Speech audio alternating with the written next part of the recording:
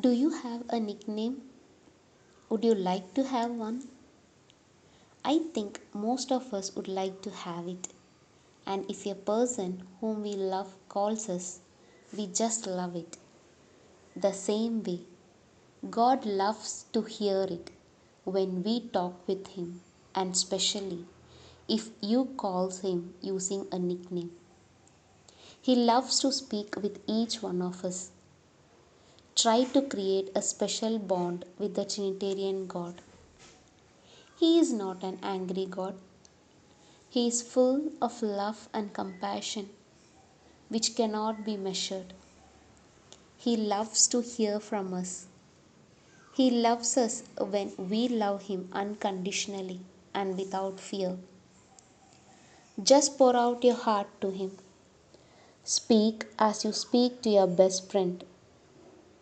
If you want to call God the Father as your father or grandfather or whatever name, just call Him. Say hi to Jesus as you speak to your friend. If you want to call the Holy Spirit your brother or friend, just go for it. They'll be waiting to hear from you.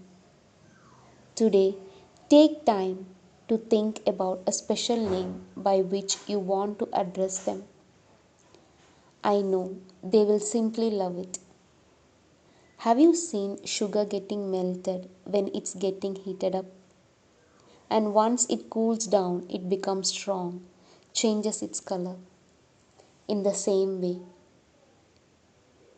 we should get melted by and with the love of God.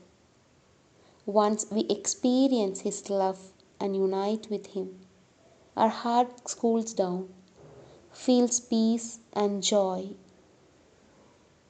We become strong and our life changes forever. God so loved us that He gave His only Son to redeem us. Amen.